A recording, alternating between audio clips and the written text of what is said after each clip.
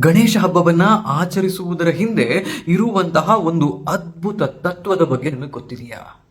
ಗೊತ್ತಿಲ್ಲ ಅಂದ್ರೆ ಈ ವಿಡಿಯೋವನ್ನ ಇವತ್ತು ಸಂಪೂರ್ಣವಾಗಿ ನೋಡಿ.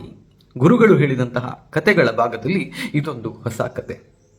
ಗಣಪತಿಯ ಮೂರ್ತಿಯನ್ನ ಕೊಂಡುಕೊಳ್ಳುವುದಕ್ಕೆ ಪೇಟೆಗೆ ಹೋಗ್ತೀರಿ. ಅಲ್ಲಿ ಚೌಕಾಸಿ ಮಾಡಿ ಸಣ್ಣ ಮೂರ್ತಿಯೋ ದೊಡ್ಡ ಮೂರ್ತಿಯೋ ನಿಮಗೆ ಬೇಕಾದಂತಹ ರೀತಿಯ ಮೂರ್ತಿಯನ್ನು ತೆಗೆದುಕೊಳ್ಳುವಾಗ ಅದಕ್ಕೆಷ್ಟು ಇದಕ್ಕೆಷ್ಟು ಅಂತ ಪ್ರಶ್ನೆ ಮಾಡಿಬಿಟ್ಟು ಮೂರ್ತಿಯನ್ನ ಕೊಂಡುಕೊಂಡು ಮನೆಗೆ ಬರ್ತೀರಿ. ಮನೆಗೆ ಬಂದು ಇನ್ನೇನು ಮನೆಯೊಳಗೆ ಹೋಗ್ಬೇಕು ಅಂತ ಹೇಳಿದಾಗ ಅದಕ್ಕೆ ಆರತಿ ಮಾಡ್ತೀರಿ. ಕರ್ಪೂರದ ಆರತಿಯ ಜೊತೆಗೆ ಊದುಬತ್ತಿಯನ್ನ ಹಚ್ತೀರಿ. ಮನೆಯ ಒಳಗೆ ತಂದು ಪ್ರತಿಷ್ಠಾಪನೆ ಮಾಡಿ ಪ್ರಾಣ ಪ್ರತಿಷ್ಠೆ ಮಾಡಿ ಗಣಪತಿಯ ಆವಾಹನೆ ಆದ ಮೇಲೆ ಅವನಿಗೆ ಭಗವಂತನ ಸ್ಥಾನ, ಬಗೆ ಬಗೆಯ ಆಹಾರವನ್ನ ಬಗೆ ಬಗೆಯ ಆಭರಣಗಳನ್ನ ಅವನಿಗೆ ಕೊಡ್ತೀರಿ, ಅವನ ಮೇಲೆ ಹಾಕ್ತೀರಿ, ಅವನಿಗೆ ನೈವೇದ್ಯ ಸಮರ್ಪಣೆಯನ್ನ ಮಾಡ್ತೀರಿ. ಕೊನೆಗೆ ಇದೆಲ್ಲವೂ ಆದ ಮತ್ತೆ ಅವನನ್ನ ಕರ್ಕೊಂಡು ಹೋಗಿ ನೀರಲ್ಲಿ ಹಾಕಿಬಿಟ್ಟು ಬರ್ತೀರಿ. ಇದಿಷ್ಟು ಗಣಪತಿ ಹಬ್ಬ. ಅದರ ಜೊತೆಗೆ ಅವನಿಗೆ ನೈವೇದ್ಯಕ್ಕೆ ಇಟ್ಟಂತಹ ಆಹಾರವನ್ನ ಆಭರಣವನ್ನ ವಾಪಸ್ ತಗೊಂಡು ಆಹಾರವನ್ನಾದ್ರೆ ಸೇವನೆ ಮಾಡೋದು, ಆಭರಣವನ್ನಾದ್ರೆ ಧರಿಸಿಕೊಳ್ಳೋದು, ಇದಿಷ್ಟನ್ನ ಮಾಡ್ತೀವಿ. ವರ್ಷಗಳ ಕಾಲ ಇದನ್ನೇ ಮಾಡಿಕೊಂಡು ಬಂದಿರುವಂತಹವರು ಸುಮಾರು ಜನ ಇದ್ದಾರೆ. ತಲೆಮಾರುಗಳಿಂದ ಗಣಪತಿಯ ಹಬ್ಬವನ್ನ ಇದೇ ರೀತಿಯಲ್ಲಿ ಆಚರಣೆ ಮಾಡುವವರು ತುಂಬಾ ಜನ ಇದ್ದಾರೆ. ಆದ್ರೆ ಇದರ ಹಿಂದೆ ಇರುವಂತಹ ಹಿಡನ್ ಮೀನಿಂಗ್ ಅಥವಾ ಫಿಲಾಸಫಿ ಏನು? ಯೋಚನೆ ಮಾಡಿ. ಮಣ್ಣಿನ ವಿಗ್ರಹಗಳನ್ನ ಮಾಡ್ತಾರೆ ಅಥವಾ ಆ ವಿಗ್ರಹಗಳನ್ನ ನೀವು ನಿಮ್ಮ ಮನೆಗೆ ತರ್ತೀರಿ ಅಂತ ಹೇಳಿದರೆ ಮೊದಲಿಗೆ ಅದು ಒಂದು ಮಣ್ಣಿನ ಮುದ್ದೆಯಾಗಿರುತ್ತೆ.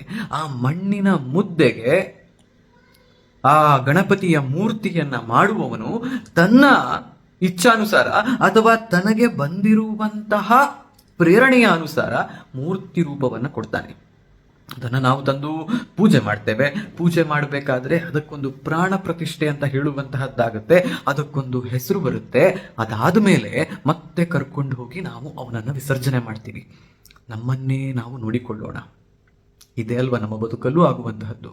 ಆಕಾರ ಇರೋದಿಲ್ಲ, ನಿರಾಕಾರ ರೂಪವಾಗಿ ಆತ್ಮ ಎಲ್ಲೋ ತೇಲಾಡಿಕೊಂಡಿರುತ್ತೆ.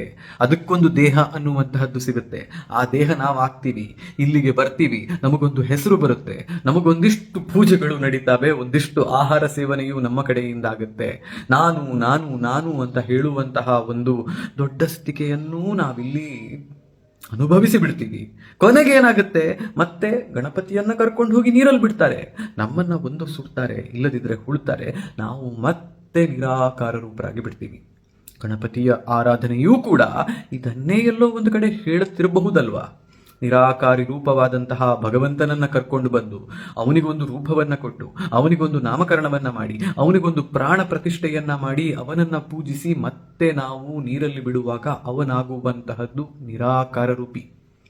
ಇಂತಹ ಗಾಢವಾದಂತಹ ಆಳವಾದಂತಹ ಅರ್ಥಗಳನ್ನ ನಮ್ಮ ಆಚರಣೆಗಳು ಹೊಂದಿವೆ. ಆದರೆ ನಾವದನ್ನ ಅರ್ಥೈಸಿಕೊಳ್ಳುವ ಗೋಜಿಗೆ ಹೋಗೋದಿಲ್ಲ ಅಷ್ಟೇ. ಈ ವಿಡಿಯೋ ನಿಮ್ಗೆ ಇಷ್ಟ ಆಯ್ತು ಅಂತ ಯೋಚನೆ ಮಾಡ್ತೀನಿ. ಇಷ್ಟ ಆಗಿದ್ರೆ ನಿಮ್ಮ ಪ್ರೀತಿ ಪಾತ್ರರ ಜೊತೆಗೆ ಇದನ್ನ ಶೇರ್ ಮಾಡೋದನ್ನ ಮರಿಬೇಡಿ. ನಿಮ್ಮ ಒಂದು ಶೇರ್ ಇನ್ನೊಬ್ಬರಿಗೆ ಜ್ಞಾನೋದಯವನ್ನ ಮಾಡಬಹುದು ಅನ್ನುವ ಕಾರಣಕ್ಕೆ ಹೋಗಿ ಬರ್ತೀನಿ. ನಾನು ನಿಮ್ಮ ಆಶೀಶ್ ಸರಕ. ಇದು ಗುರುಗಳು ಹೇಳಿದಂತಹ ಕತೆಗಳು.